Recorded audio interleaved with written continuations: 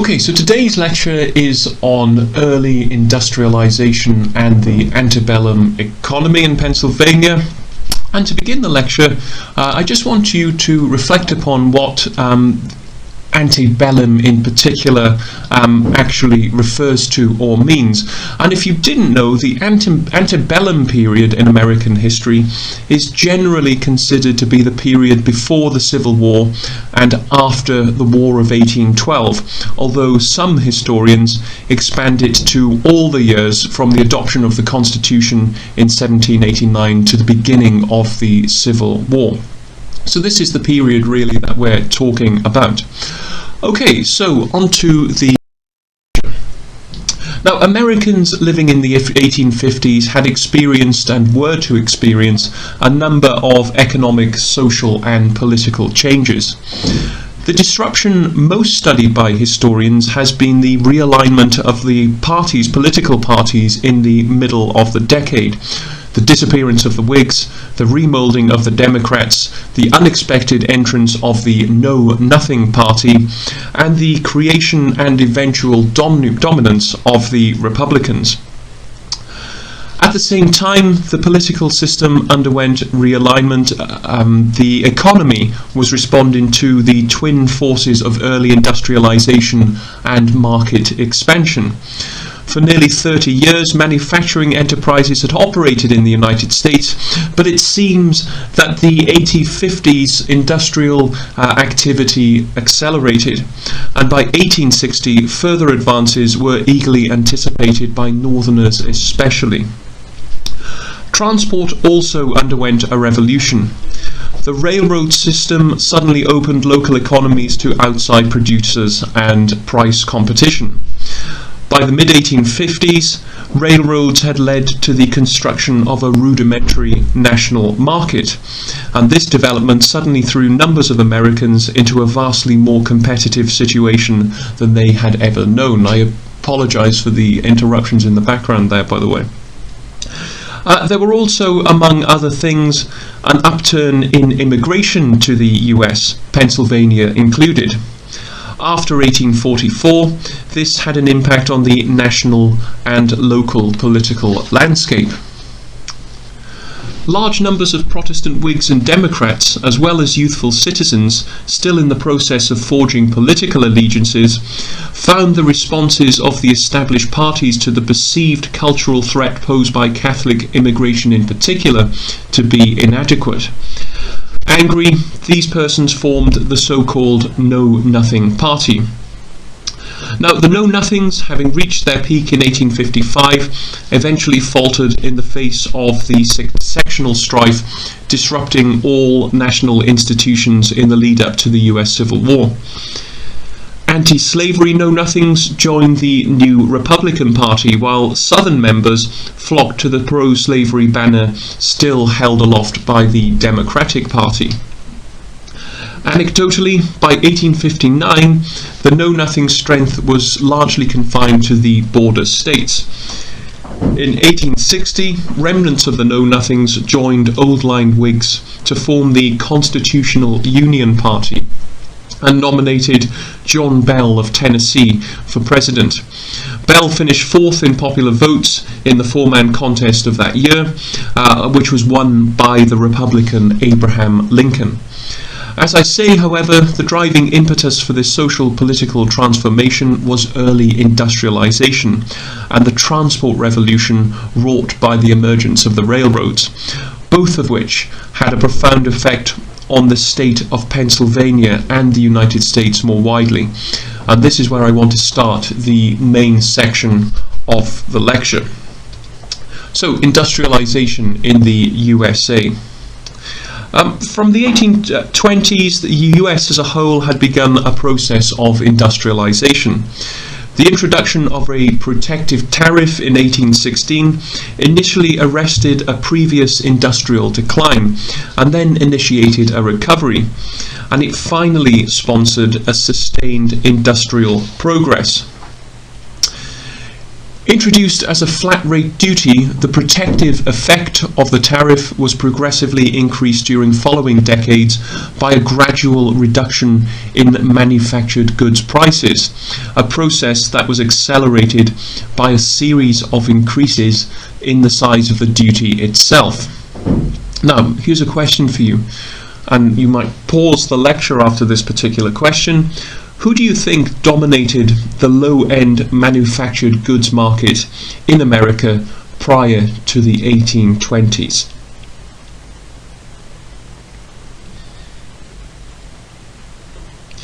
Okay, well, it was the British, and the protective effect of this tariff I've been talking about meant that British manufacturers gradually abandoned the market for basic low-quality utility goods, where profit margins, of course, were small, and this is where American manufacturers moved in.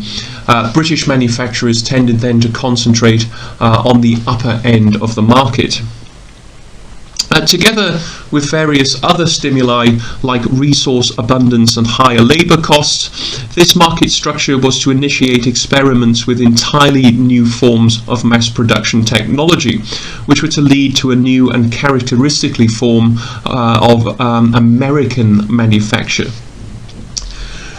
Just as important to fostering growth was the constant westward shift in the functional centre of the US economy and the progressive improvement of domestic transport facilities. This greatly expanded the market faced by American producers, while still providing a protective effect in the form of relatively high transport costs against the British. For example, to undercut the manufacturing companies producing agricultural machinery and frontier implements for local markets in new western towns, such as Pittsburgh and Cincinnati, British manufacturers not only had to jump over high tariff barriers, but also had to meet expensive sea and land transport costs, particularly in the critical early years of the pre-railway era, which broadly spanned the 1820s and 1830s.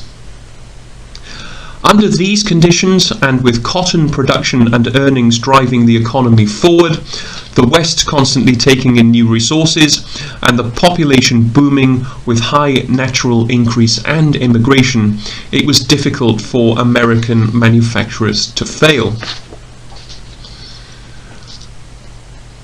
America also began to produce its own new technologies, demonstrating the different market forces found there compared with Europe. During this long period of growth and change, there were inevitably times of doubt and crisis, distortions brought by civil war and indeed internal conflict, but America was technically a land of the free, and it was here that the entrepreneurial could flourish as the boundaries of the nation shifted seemingly inexorably west. It was a roller coaster of success, as one historian has said, but one which did come at a very high price for the continent's peoples, it must be added. Don't forget, at this time as well, the population of the United States exploded across and expanded across the entire continent. So between 1840 and 1860, Pennsylvania, in line with US development, witnessed an upsurge in industrial activity. Industry thrived in antebellum Pennsylvania as post-1840 there was a shift from home manufacturing to factories and machines. By 1860 there were over 200 textile mills in operation. Leather making, lumber, shipbuilding, publishing, tobacco and paper making continued to flourish. By the time of the Civil War, Pennsylvania produced half of the nation's iron and laid claim to more railroads than any other state. Perhaps unsurprisingly, industrialization led to a growing urban population and a diminution in agricultural production. Maybe the most remarkable aspect of the state's economic transformation lay in the occupations of its citizens in 1840, 1850 and 1860. those employed in agriculture fell from 60% of the population in 1840 to between 30 and 40% in 1860. And yet, as those figures indicate, and you can incidentally see them on the board, this hardly constituted a destruction of the state's agricultural sector, rather, as I say, a diminution. Indeed, to the contrary, Pennsylvania remained one of the most important grain-growing states in the Union, just as its industrial prowess grew steadily. What occurred was not a shattering of the state's economy, but an internal reshuffling of its resources. Commerce and manufacturing gained significantly in terms of the numbers of people working within them, but agriculture does, as I say, retain a key role.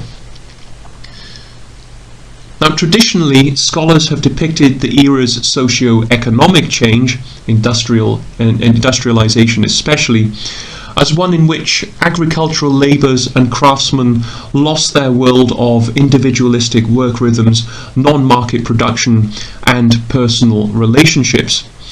They argued that individuals had to adapt to factory discipline, industrial time, machine production, and consequently diminished craft skill. But this school of thought has been challenged. More recently, historians have contested the view that skilled labour was being decimated by machinery and mechanisation. Instead, they argue that what frequently occurred in many manufacturing concerns was not the displacement of individuals by machines, but rather a degradation of craft skill through division of labour or via outwork systems.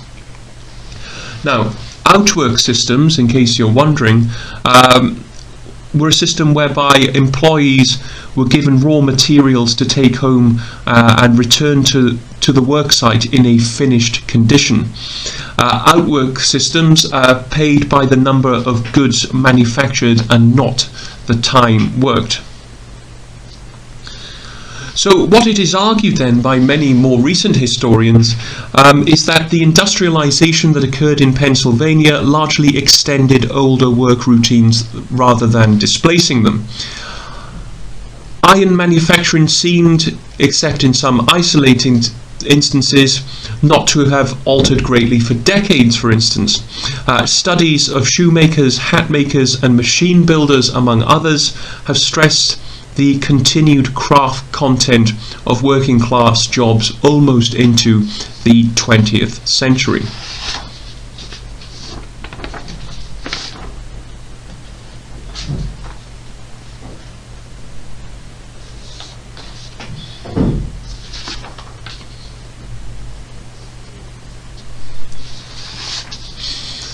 And census figures, I think it's fair to say, support this.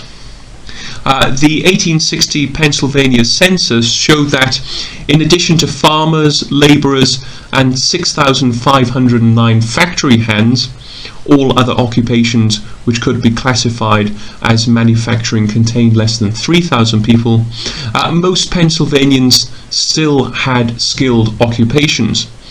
They worked as carpenters, tailors, shoemakers, blacksmiths, seamstresses, apprentices, weavers, masons, printers, wheelwrights, and so on. Of course, many Pennsylvanians undoubtedly experienced difficulties in adapting to manufacturing jobs, but it is questionable, and again, this is a debate within the subject's historiography, as to how large that particular group actually was.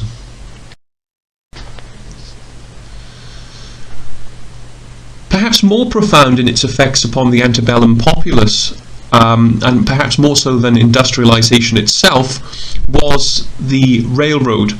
For that mode of transportation increased market size, upended local economies, and placed individuals into an intensely competitive economy. The enlarged market created opportunities for many, but it also produced drastic change and bitter disappointment for others. The railroad's impact upon Pennsylvania's economy and the upheavals it generated can be documented quite specifically. Now, prior to 1845, canals, turnpikes, a turnpike is a road on which a toll was collected at a toll gate, and rivers largely determined the trade patterns of Pennsylvania's counties. Between 1790 and 1830, the state had financed the construction of several thousand miles of turnpikes.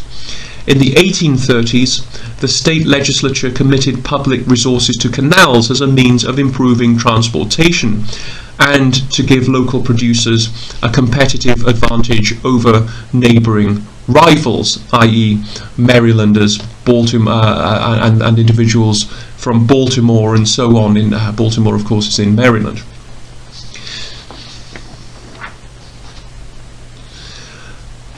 By 1850, the state canal, the state had a canal called the Main Line, which virtually stretched from Philadelphia to Pittsburgh. And a number of canals connected the coal counties of Lehigh, Schuylkill, apologies Matthew for my pronunciation, I'll know you'll be listening to this, and Luzerne. Canals on the West Branch and North Branch of the Susquehanna River were also in play. And there were also canals along the Shenango River in the western part of the state. Now, the canal and turnpike network generally complemented each other. Turnpikes carried passengers, whereas the canals moved bulky freight. Pennsylvania's canals, however, only partially improved market conditions. The main line had too many locks and other physical imperfections to provide swift transportation facilities. So what was needed was a better mode of transportation.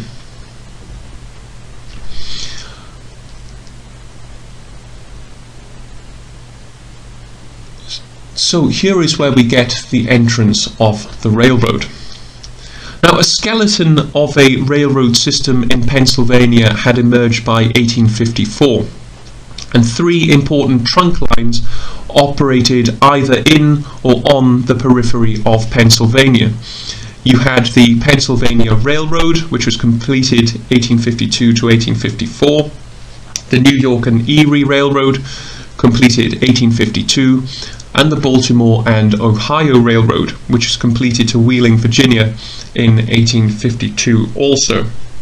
And I just want to give you a little bit of an opportunity to have a look at the maps of these particular railroads. I will slowly transition through them, but do feel free to pause the lecture and work through them, look through them yourselves at your own pace. So here follow some of or several of these maps. Okay, the first is the Pennsylvania Central Railroad, and again, hopefully you can make out the line. It's in the black box on the screen there.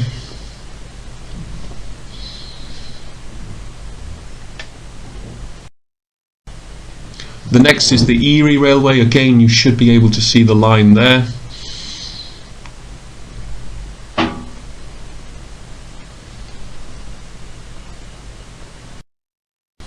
And the last is the Baltimore Ohio Railroad. And again, that's in a black box which is slightly ghosted out white, with a very transparent white. Again, I've highlighted this particular line for you.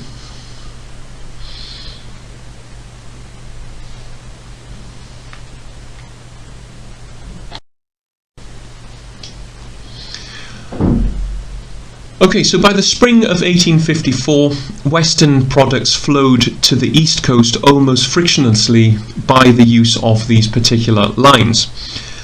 There were even a number of railroads in the southeastern corner of the states connecting the coal mining and agricultural regions of the Susquehanna River to the urban markets of Philadelphia, Baltimore, and indeed New York.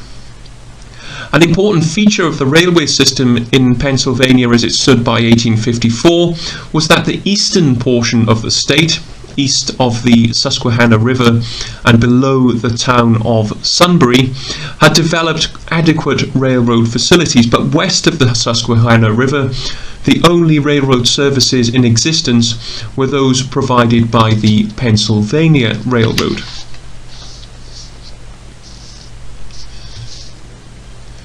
The feeder lines in the western part of the state were yet to be constructed by 1860, and in fact it would take another decade before so-called Iron Horse, or the so-called Iron Horse, had access to every county in the state. And again, have a look through those maps at your leisure to get a feel for how the railways developed and were constructed in Pennsylvania.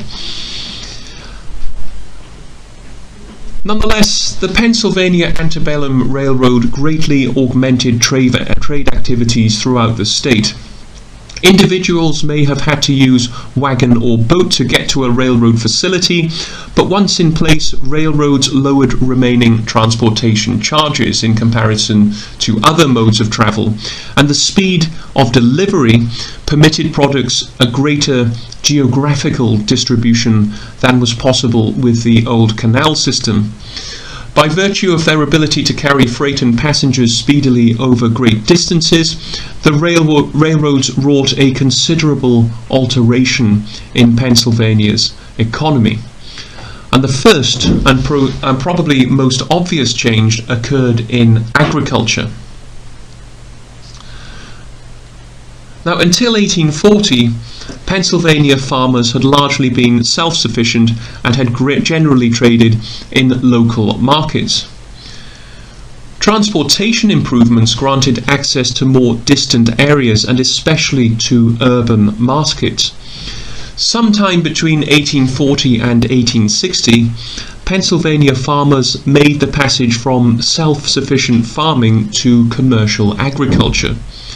The transition from self-sufficiency to commercial agriculture entailed a new set of economic realities governing the choice of crops. Until 1854, Pennsylvania had been one of the nation's leading grain-growing states, and I think I've mentioned this in a previous lecture. In the antebellum decades, the premier northern commercial crop was wheat, and Pennsylvania farmers, though reserving a considerable proportion for home consumption, sent much of their annual wheat harvest into the channels of trade. The railroad, however, enabled western grains to flood into eastern markets, driving down the price of cereals and in turn causing the ruin and ruining the competitive position of many Pennsylvania farmers, which in 1860 still constituted 180,000 of the state's approximately 2.9 million individuals. That's skilled farmers, incidentally, not labourers, whose constitution was around 320,000. In terms of output per farm, there was, therefore, a marked decline in wheat. By 1860, we can see a tangible change in farm output. There were surges in output of corn, dairy products, and crops related to raising livestock. The rise in corn production was partly an expected and natural one. Of all the northern staples, corn had the greatest variety of use for farmers as animal provender, family consumption, or indeed local trade. It also might have been that many Pennsylvania farmers turned to corn when wheat no longer proved reliable as a marketable crop. Dairy products and livestock-related activities grew in output because of the influence of urban markets. Eastern city populations demanded fresh butter and milk, as well as requiring oats and hay to sustain city animals. In northern, western and eastern counties, where access to railroad facilities existed, this transition was noticeable. Grain cultivation instead concentrated in south-central and southeastern counties, and even these counties turned to livestock raising and fruit growing to escape western competition. What we find then is that Pennsylvania farmers suffered in the antebellum decade as the railroads opened up the supply chain to Western wheat producers. Another indication of the troubles that Pennsylvania endured between 1840 and 1860 was the migration of the state's farmers to the West. 1840 to 1860 was, as Stevenson W. Fletcher noted, a period of painful adjustment. This wasn't, however, a destruction of Pennsylvania's agriculture, just as I mentioned earlier, a restructuring of the agriculture of this Commonwealth.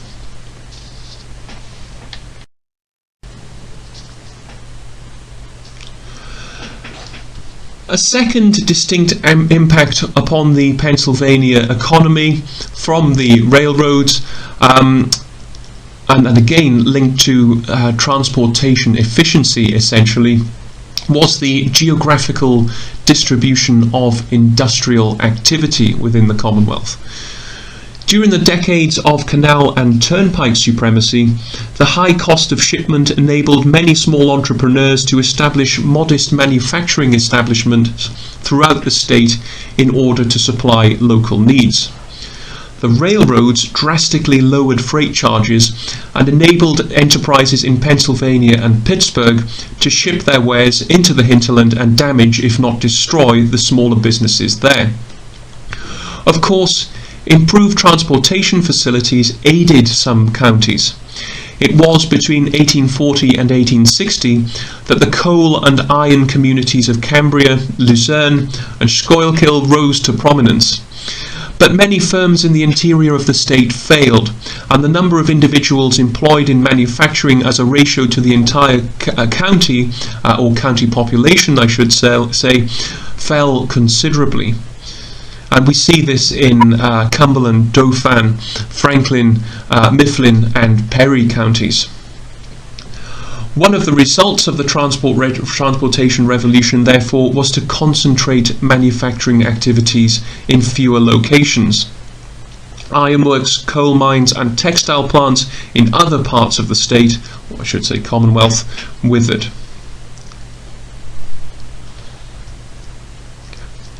Now, all of this economic change impacted upon the state's political landscape. Throughout the Jacksonian period, Pennsylvania Whigs and Democrats battled ferociously for political supremacy, with the Democrats obtaining a slight advantage. And now, incidentally, if you don't know what the Jacksonian era is, the Jacksonian era equates to the presidency of Andrew Jackson, 1829 to 1837. And indeed, the movement he led, which championed greater rights for the common man. It was opposed to any signs of aristocracy in the United States. Jacksonian democracy was facilitated by the strong spirit of equality among the people, certainly of the newer settlers in the South and the West. And it was also helped by the extension of the vote in eastern states to men without property. This was quite a shift, as in the early United States only male property owners had traditionally been allowed to vote, which was a byproduct of the nation's colonial history. So in the face of all of these challenges, and as industrialization and new socio-economic realities began to take hold, the Whigs began to falter, and during the early 1850s, the Whig Party began disintegrating. Now, to give you an idea of what the Whig Party in America stood for, I think it apt to quote historian Frank Towers, who has explored essentially the deep ideological divide between the Whigs and the Democrats. So according to Towers, the Democrats stood for the sovereignty of the people, as expressed in popular demonstrations, constitutional conventions, and majority rule as a general principle of governing, whereas Whigs advocated the rule of law, written and unchanging constitutions, and protections for minority interests against what they saw, I've added that caveat, majority tyranny. So in the election of 1852, the Whigs committed a number of serious blunders, while party leaders failed to recognise growing public concern over immigration and Catholicism. Indeed, heavy immigration, especially Catholic immigration, was a characteristic of antebellum Pennsylvania, with the pull factor being economic prosperity driven in large measure by industrial growth. Remember, many Catholics would have originated from Ireland at this time. And indeed, the Irish potato famine of 1845 was responsible for a large increase in new immigrants from Ireland. If you don't know, a deadly blight hit the potato crops in Eastern Ireland, and within the next year the potato famine swept across the country. Ireland's population became malnourished and sickly, and 1 million Irish died of starvation and illness. Between 1845 and 1855, an estimated 1.5 million Irish immigrated to America, settling mostly in New York, Philadelphia, New Orleans, Boston, and Baltimore. The bulk of these immigrants were working class, and therefore actually contributed significantly to Pennsylvania's industrial growth. So the question I'd like you to think about now, considering their contribution to the local economy or to the Commonwealth's economy, why do you think Catholic immigration in particular was feared? Again, have a think about that. I'm going to come in with the answer next.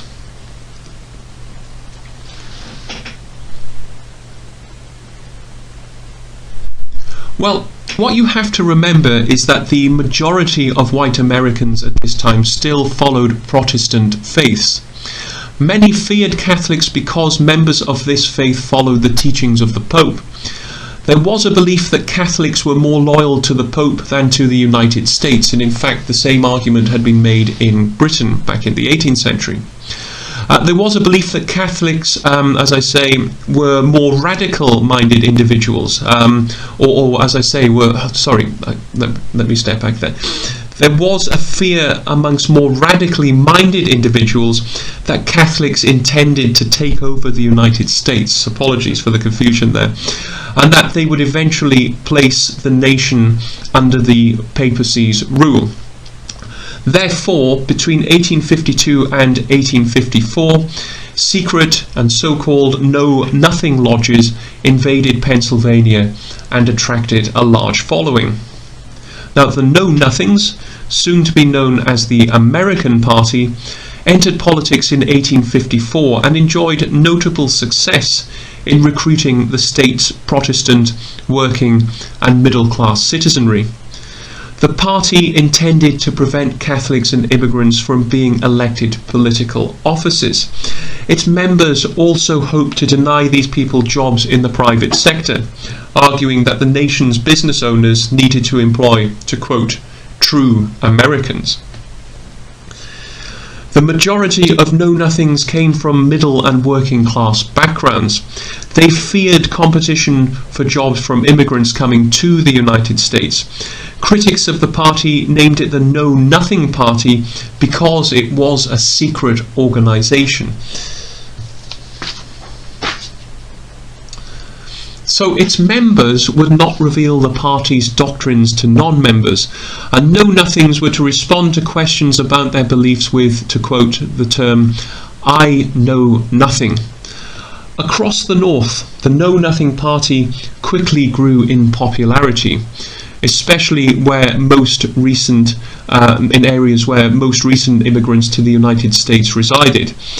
In 1854, Know-Nothing candidates even won control of the Massachusetts legislature. In Pennsylvania, they captured 120,000 votes, 33.4% of the total. And on a county basis, they reduced the normal percentages obtained by the Whigs by 1/2 and the Democrats by 1/10.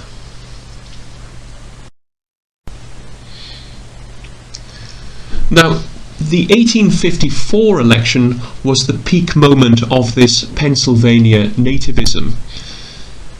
American party splits over the selection of a US senator, the growing furore over bleeding Kansas, that incidentally was a series of violent political confrontations in the United States between 1854 and 1861 involving anti-slavery free staters and pro-slavery border ruffian or southern elements in the state of Kansas, and the failure of the organization to capture other anti-democratic groups led to the Know Nothing's downfall.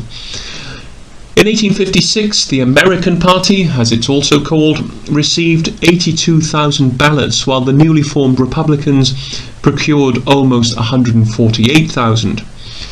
After 1856, the story of Pennsylvania opposition politics is the narrative of the slow absorption of the anti-democratic forces into the Republican coalition. The political landscape we know today is therefore clearly traceable to this antebellum period. So, in the case of Pennsylvania in the 1850s, it is highly probable that economic forces strongly shaped the state's politics. The realignment of the parties in the middle of the decade followed the expansion of the railroads, which extended the scope of economic competition. During the Jacksonian period, the Whigs, at least in terms of county voting, exhibited an acceptance of commercial activity, whereas the Democrats had revealed an ambivalence. But commercial realities changed in the 1850s, and to a considerable extent the parties changed with the market. Democratic county voting would retain its non-market orientation. The Whigs seemingly disappeared when the old commercial basis of the Jacksonian period eroded in the face of Western competition.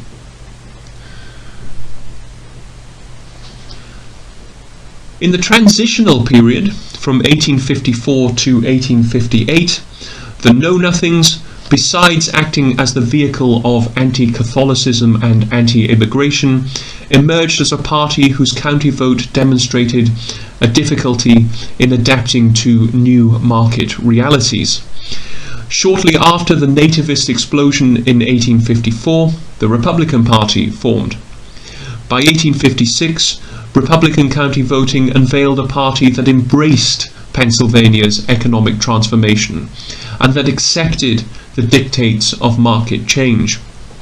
Both Republicans and Know Nothings had a positive orientation to market forces, but for the Republicans, the disposition was to the future rather than to the past. When the Republicans and Know Nothings merged in 1858 and maintained the coalition until 1860, the two types of commercial orientation tended to cancel each other out. Yet, the economic essence of the Republican Party was in fact an embrace of market activity. Thus, by 1860, the third-party system had in a sense replicated the second-party system, one party representing commercial expansion, the other a localist traditional economy. All of these political and social upheavals were, as I say, significantly influenced by Pennsylvania's transformation toward industrialization during this crucial antebellum era.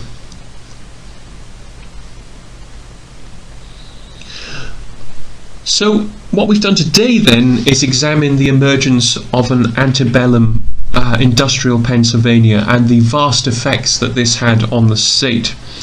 I've also shown how a corresponding surge in transportation induced a considerable economic shift, and that these factors in turn created something of a revolution in state politics. I appreciate that there's a lot to take on board with this particular lecture. It's a very, very large theme indeed. But if there are any questions that you have emerging from this particular session, please do let me know. The next lecture, of course, will concern Pennsylvania and the American Civil War. Okay, thank you very much for listening to the lecture. That's the end of this particular session, and as I say, the next one will be Pennsylvania and the American Civil War.